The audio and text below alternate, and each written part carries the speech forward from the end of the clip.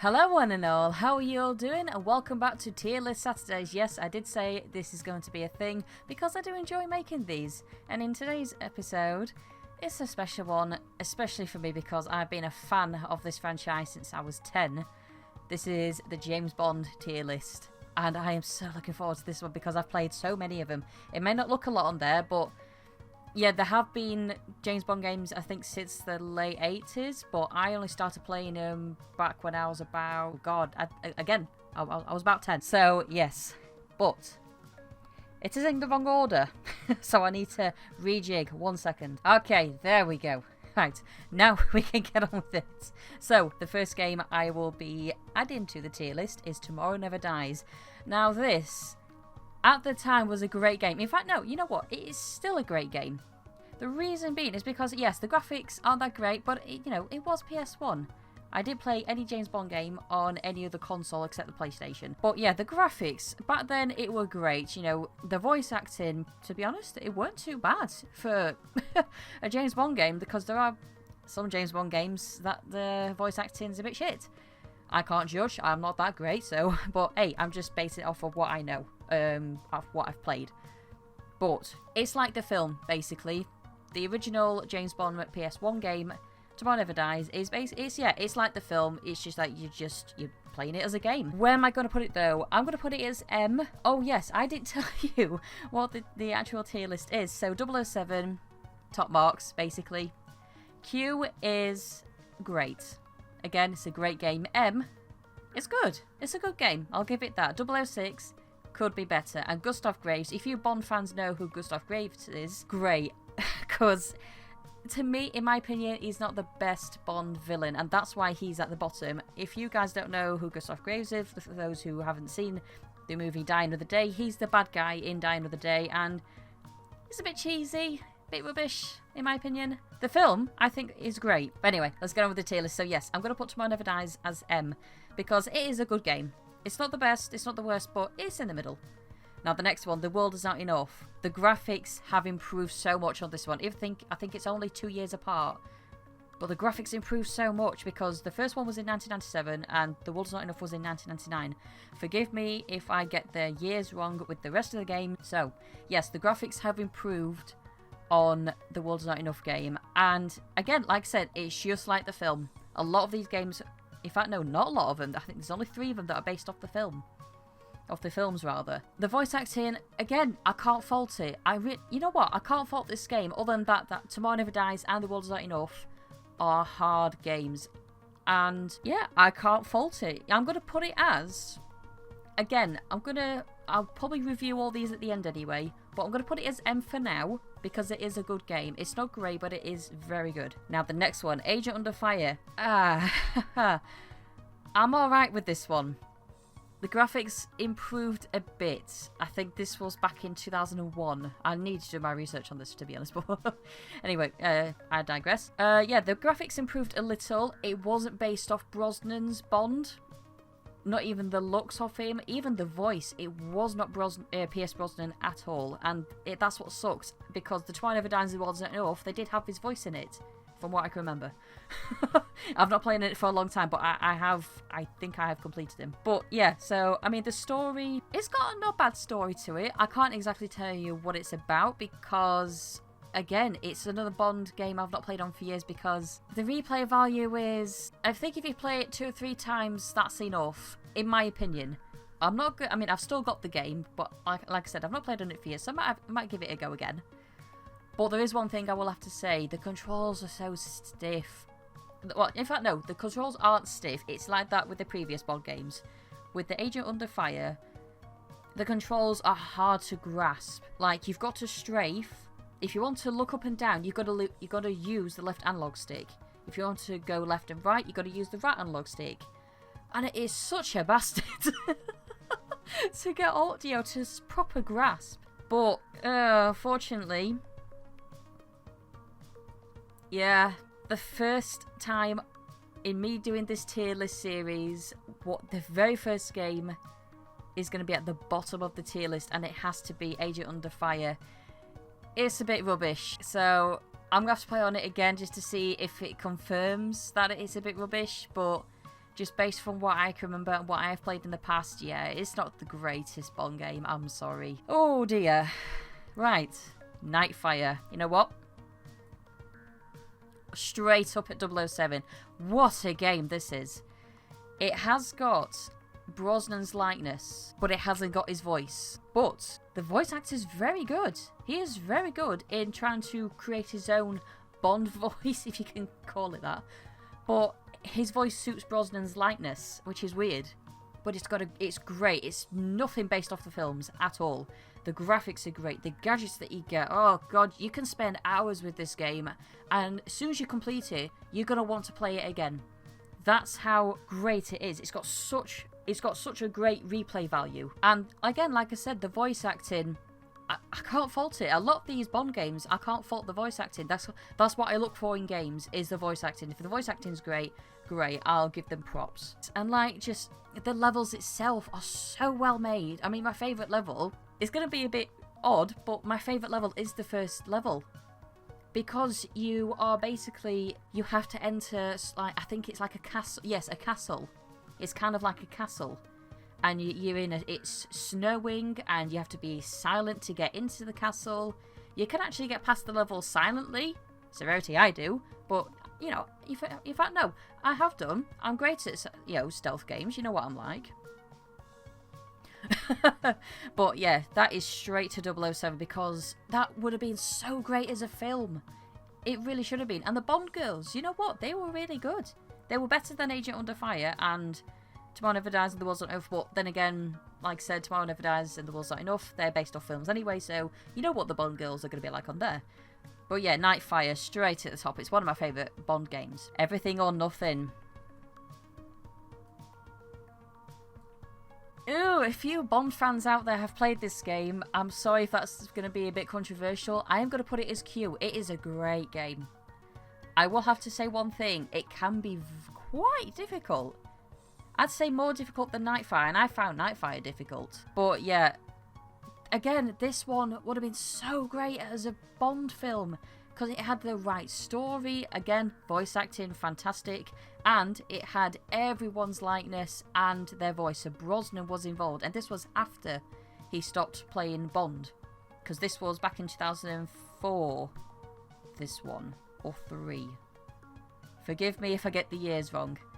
But yeah, the likenesses, the graphics, so great. The weaponry, and you get to do like like a VR training. You know, like Metal Gear Solid 1 when they had VR training. That's what you can do at the beginning of Everything or Nothing, and it is such a great start to what should have been a Bond film, but unfortunately they've not made it. But they need to. Sod it, bring Brosnan back and get him to do that. But yeah, the graphics are great, gadgetry, and the car you drive. You don't get to drive an Aston Martin, which is a bit of a bummer because that's like my favourite car. But you do get to drive a Porsche Cayenne, and that is such a nice car. But there is a bit of a fault, and this is only one fault. In fact, there's 2 faults, but this is the main one. The driving is shoddy. You need to be really, really careful, because slightest bit of movement on the controller, on the analog sticks, you're straight there, and it's like, okay, wow, calm down. So you've really got to take care of your driving in the game, and that is the main fault in the game. It's like the driving is so shoddy. Motorbike is a lot easier because you get to drive motorbikes, cars. I think there's 1 or 2 other vehicles, but the main ones are the Porsche Cayenne and the motorbike. Motorbike levels, oh, amazing. I can remember playing the demo to Everything or Nothing, and I absolutely enjoyed it. I kept replaying the demo until I got the game. But yeah, it is cute. I mean, you'd have thought I'd put this in 007 tier, the top of the tier list, but no. And the other fault is that it can be quite difficult. That's why it's just a great game. It's not top tier, but it is good. GoldenEye, Rogue Agent. Now, oh, this one, yeah. I can't really say much about this one, and I mean that in a bad way. It's okay. It's going as 006. Wow, I've used the whole tier list. Jesus Christ. I didn't think I'd ever do that in games, but yeah, there you go. I am quite critical when it comes to video games, so that's why, like I said, Agent Under Fire is at Gustav Graves. It's rubbish, basically. But yeah, GoldenEye Rogue Agent. Graphics, great, nicely detailed. It can be quite colourful, but the main factor that bothered me, you don't play as James Bond, because I think from what I can remember right at the beginning of the game, spoiler alert if you've not played it, but spoilers, right at the beginning of the game, I think Bond dies. Yeah, that was the main factor for me, was that he died, and I thought, so it's called GoldenEye Rogue Agent, but you're not playing as Bond, but then again it says Rogue Agent in the title. It gets cooler gadgets. You get to do like double weapon. You get you get like double pistols, dual weapons. You can be a bit like Lara Croft or Nathan Drake. I'm not comparing those two before there's the whole big bloody debate about them, but that could be for another video. I don't know. Anyway, back to this. Like I said, yeah, the graphics are great. Voice acting, it's okay. Could be better, but I will give it some props. You do get to meet the old James Bond villains. I think you get to see Oddjob, you get to see Goldfinger, Dr. No is the main factor.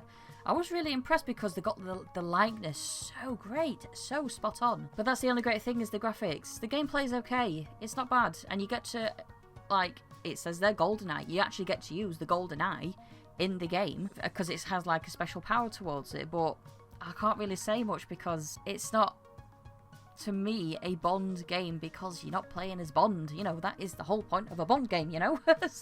But yeah, so that's going in 006. For Russia with Love. Straight to the top. I'm sorry, that is one of the best Bond games. Yes, it is based off the film, again.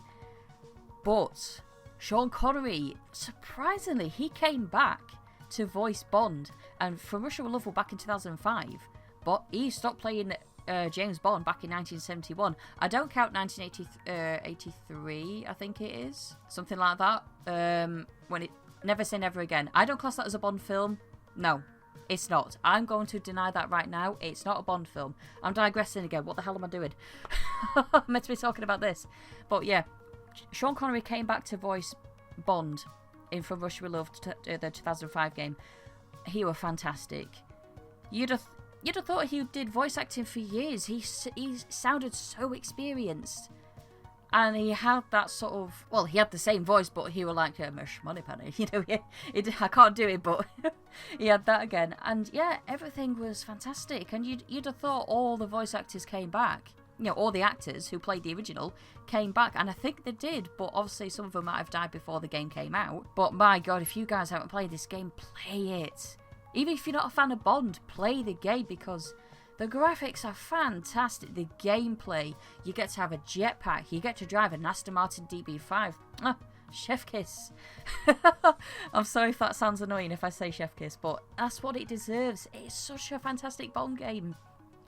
I would go as far as to say it overlaps Nightfire, and Nightfire is a fantastic game. But yeah, for Russia with Love, everything about it is fantastic, and the levels are so well laid out. Nothing repeats, and even if you fail like a mission, you just think, right, let's see if we can go about it a different way, because you can go about it in different ways. Yes, the paths are a bit laid out, you know, so you think, oh, so that's where I have to go, but you can, it's kind of open, it is an open world game, I think, because when you drive around in the Aston Martin, you can drive around you only drive around in a particular area, but you can go down different streets, different alleyways, avenues, all sorts.